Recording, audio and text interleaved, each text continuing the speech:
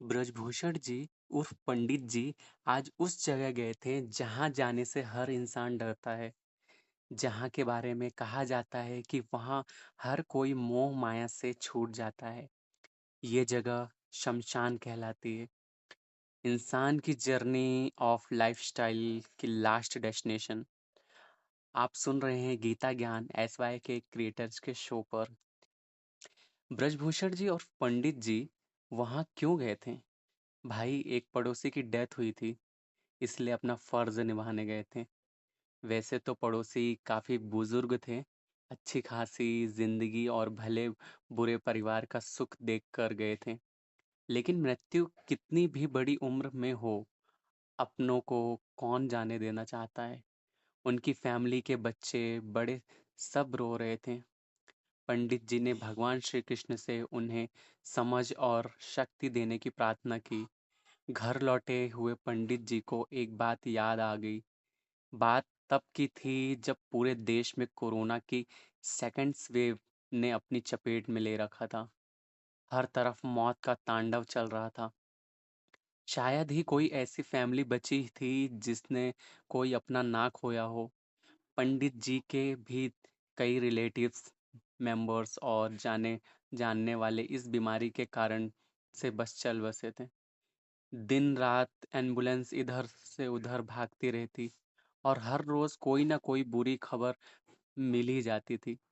उन दिनों तो पंडित जी की इनबॉक्स जैसे दर्द भरी कहानियों से भर गया था।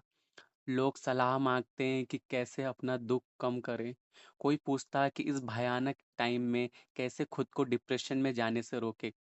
तो कोई यहाँ तक पूछ लेता कि वक्त कब बीतेगा। जितना हो पाता पंडित जी उतना लोगों को समझाने और उनका दुख बांटने की कोशिश करते हैं। और नेता ज्ञान के जरिए अपने लाइफ और डेथ की सच्चाई समझाते। लेकिन सच तो यही था कि इतने दुख के माहौल में वह खुद भी बेचैन होने लगे थे। इन ईमेल्स के बीच एक ऐसा मेल था जिसने पंडित जी की आंखों में भी आंसू भर दिए थे। लिखने वाले को समझाने से पहले उन्हें खुद को समझाना पड़ा था। खुद गीता पढ़नी पड़ी थी। आखिर थे तो वो भी इंसान ही। चाहे कितना भी समझा ले, भावनाओं के आगे ज्ञान कभी कभार छोटा पड़ ही जाता है। ये मेल एक लड़के का था जिसने कोविड की वजह से अपनी माँ खो दी थी। माँ जो उसके लिए सब कुछ थी। ये मेल कुछ इस तरह से था। पंडित जी, आज मैं जितना डिप्रेशन में हूँ, शायद उतना पहले मैं कभी नहीं हुआ। इस दुख को एक्सप्रेस करने के लिए मेरे पास शब्द तक नहीं है। और अगर होते भी तब भी कोई सुनने वाला नहीं है। मेरी लाइफ में एक ऐसी इंसान थी जो बिना बोले ही मेरा मूड समझ जाती थी। मेरी आवाज़ में अगर ज़रा सा भी उदासी होती तो वो एक बार में ही पकड़ लेती थी। वो मेरी माँ थी। उसकी वजह से ही मैं था। अब वो नहीं है तो लगता है कि मेरा होना भी बेकार है। पंडित जी, मेरा नाम विपिन है। मैं 25 साल का हूँ। मैं एक होटल में काम करता हूँ। मेरी फैमिली में बस मैं और मेरी माँ ही थे। वैसे देखा जाए तो मेरी काफ़ी बड़ी फैमिली है, जिसमें मेरे पापा, दादी, चाचा, चाची और उनके बच्चे भी हैं। लेकिन ये फैमिली बस नाम के लिए है, क्योंकि इन्हें पिछले कई साल से मुझसे और मेरी माँ से कोई मतलब नहीं रहा। उसके पीछे भी एक लंबी कहानी है। दरअसल मेरी माँ बड़े गरीब घर से थी। उनके पिता ने छोटी सी एज में ही मेरे फादर से उनकी शादी करवा दी। मेरे पापा का डेयरी बिजनेस था और सही मायने में देखा जाए तो उन्हें वहाँ काम करने के लिए एक दिन रात नौकर की ज़रूरत थी, जो सैलरी भी ना लेता और बिना कंप्लेंट के काम भी कर लेता। मेरी माँ की शक्ल में उन्हें वो नौकरानी मिल गई थी। मेरे पापा का नेचर बहुत ख़राब था और ख़राब नेचर वाले कभी भी बिजनेस में अच्छा नहीं कर सकते। बिजनेस भी डूबने लगा था। शराब तो वो पहले से ही पीते थे। अब दिन रात शराब में ही डूबे रहते हैं। नशे में मेरी माँ को बहुत मारते हैं। वह बेचारी दिन रात काम भी करती और मार भी खाती। सब कुछ चुप रहकर सहती क्योंकि उसे मेरी फ़िक्र रहती। मैं तब इतना बड़ा हो गया था कि आस-पास क्या हो रहा है ये मुझे समझ आने लगा था। मैं अपनी माँ के लिए बहुत बुरा फ़ील करता। कभी-कभी मेरा मन करता कि मैं अपने फ़ादर को पीट दूँ, लेकिन मेरी माँ मुझे हमेशा समझाती कि चाहे जैसे भी हैं, वो मेरे फ़ादर हैं, मुझे उनकी रिस्पेक्ट करनी चाहिए। पर सच ये है कि मैं कभी अपने फ़ादर की ना तो रिस्पेक्ट की और ना कर पाया, ना उनसे प्यार कर पाया। बाबा की नशे की लत पड़ने लगी थी और उनका माँ के साथ बिहेवियर भी खराब होता जा रहा था। हालत यहाँ तक खराब हो गए थे कि माँ को वहाँ से निकालना पड़ा क्योंकि अब वहाँ उसकी जान को खतरा हो गया था। नाना जी के घर के हालात पहले से ही बहुत खराब थे। फिर उनकी डेथ के बाद तो माँ और मुझे वहाँ कोई पूछने वाला भी नहीं था। अब हम दोनों के आगे एक रोटी और छत की समस्या आ गई। माँ ने अपनी जो कुछ थोड़ी बहुत ज्वेलरी थी, वो बेची और एक किराए के मकान में सिलाई मशीन का इंतज़ाम किया। मुझे जितना याद है उसमें बस मेरी स्ट्रगल करती माँ है। छोटी-छोटी चीज़ों के लिए दिन-रात मेहनत करती माँ है। किसी तरह मेरी माँ ने मुझे पढ़ाया-लिखाया, इसी बीच मेरी फ़ादर यहाँ यह किसी और फ़ैमिली मेंबर ने हमारी खबर तक नहीं ली। मेरी स्कूल की स्टडीज़ कंप्लीट होने के बाद मैंने भी ट्यूशन लेना शुरू कर दिया था। साथ-साथ मेरी कॉलेज की भी पढ़ाई चल रही थी। लगातार सिलाई के काम ने मेरे माँ की आँखों को कमज़ोर कर दिया था। उन्हें धुंधला दिखाई शुरू होने लग गया था। मैं कई बार कहता कि डॉक्टर को दिखा देते हैं, लेकिन वो कहती कि जब तेरी नौकरी लगेगी तब वह खुद किसी बड़े डॉक्टर के पास चली जाएगी।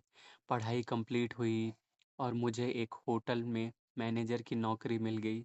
माँ बहुत खुश थी। उसके इतने सालों की मेहनत अब जब जाकर सफल हुई थी।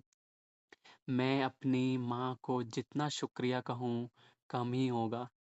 वो मुझे बहुत बुरे माहौल से निकाल कर ले आई थी। उसने अपनी हर खुशी, अपने हर सुख को किनारे रखकर हमेशा मेरे लिए सोचा और मुझे इस काबिल बना दिया कि मैं इस सोसाइटी से सर्वाइव कर सकूं।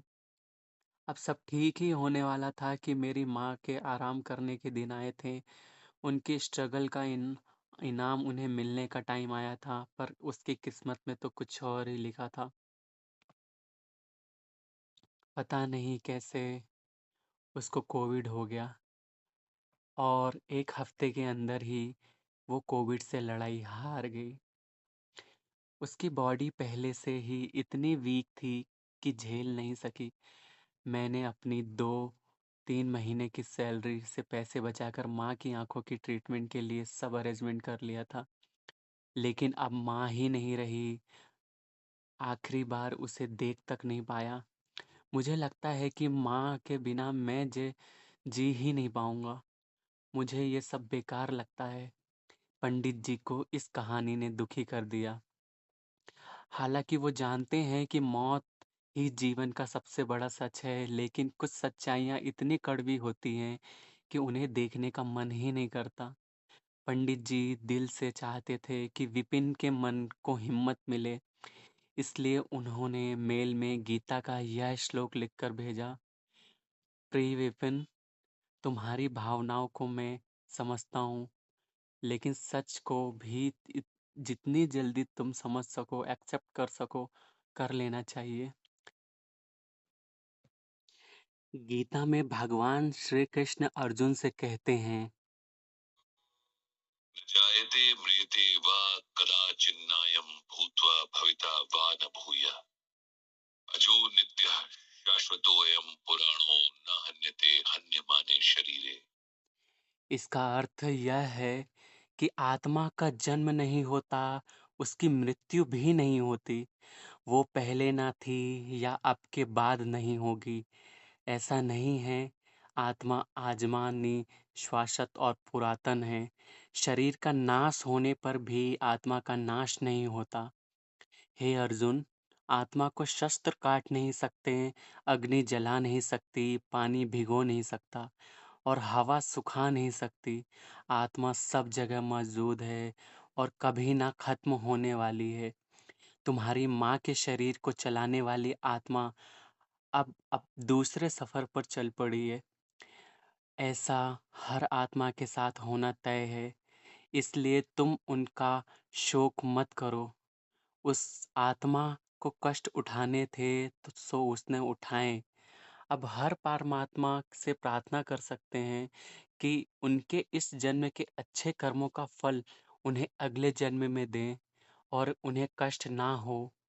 तुम्हें उस आत्मा को सम्मान देते हुए उसके लिए प्रार्थना करनी चाहिए। अगर तुम अपनी माँ की मौत का शोक मनाते हुए अपनी ज़िंदगी सही से नहीं जियोगे, तो तुम अपनी माँ के संघर्षों की डिसरिस्पेक्ट करोगे।